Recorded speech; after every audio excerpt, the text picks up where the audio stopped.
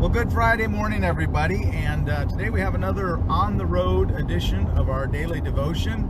And today we do have the girls with us. Pansy and Aubrey are in the back, so if you see somebody moving around back there or you hear somebody yip or bark, that's what's going on. The girls are riding with us to Omaha, so they're going to visit their grandma and their cousins at Gail's sister's house. So any rate, today we are, first of all, it's Friday and it's September 25th. Today we're going to continue our journey through Luke. We're looking at just 3 verses today. We're in the 6th chapter. We're going to look at verses 17 through 19. And this is really the beginning of what is known in Luke as the Sermon on the Plain. We will be talking about that in the next couple of days, I guess. But those I've already recorded, so it's kind of peculiar for me here because I'm talking about something I've already, leading into something I've already recorded the most of anyway, not all of them. Tomorrow we'll do the beginning of it, but for part of it I've already recorded, we'll say. At any rate, the Sermon on the Mount is the more famous of these sermons. But the Sermon on the Plain is the way that we read it in Luke's Gospel.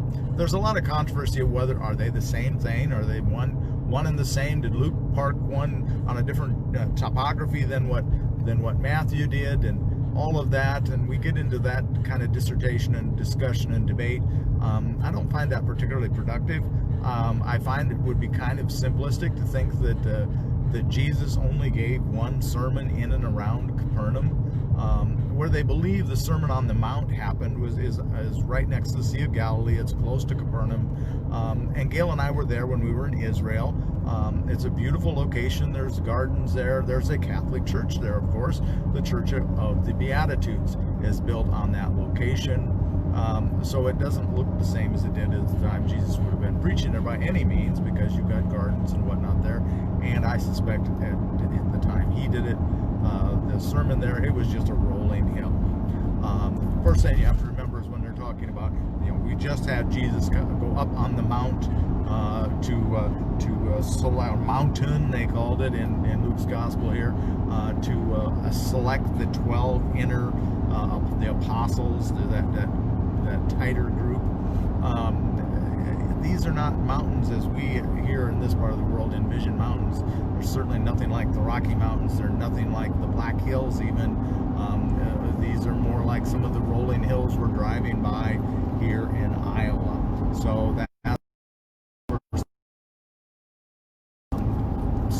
at any rate, it would be rather foolish to think that there was only one sermon given. This is probably a little later than the Sermon on the Mount.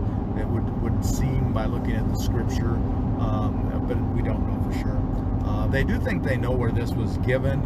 There is really right around Capernaum, there's really only one plain area in a valley area there that's about 3 miles away from Capernaum. So they do, again, think they know where this was given. Well, okay, looks like finally I'm back. Apparently we went through a very long dead spot today. I don't know why. Normally there can be a little bit of interruption on this route, but not for that length of time.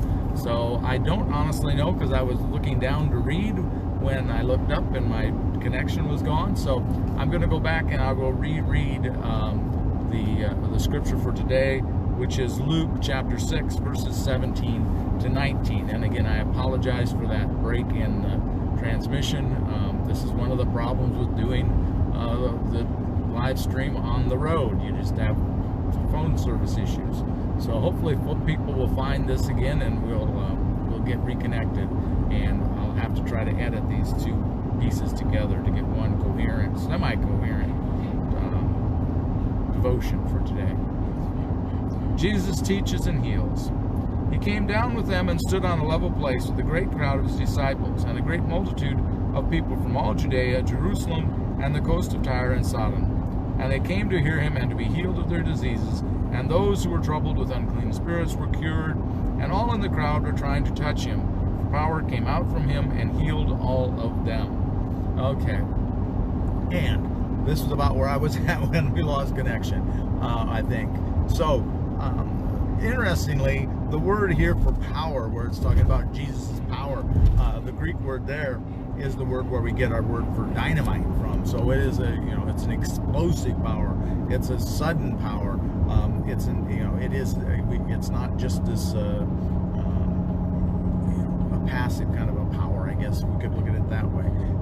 It's a earth-shaking, shattering. So, but the thing that I wanted to that really struck me here, first of all, this is continuing to have trouble with this transmission. I'm beginning to wonder what's going on there. I had another interruption. Any rate,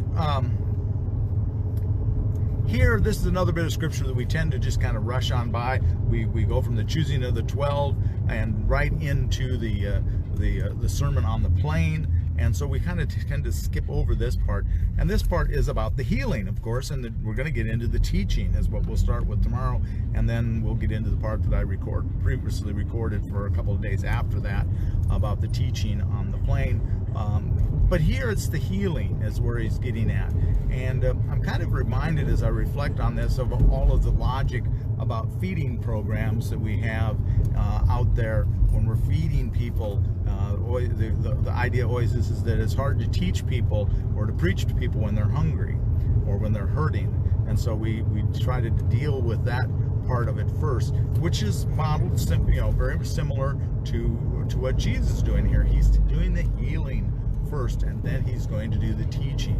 The only problem that I run into is I know that in our own ministerial association there in Lake City area, almost entirely the people that we have come to us wanting help have no church affiliation and have really no desire to have any church affiliation or to listen to any teaching or to make it, for that matter, to really change anything.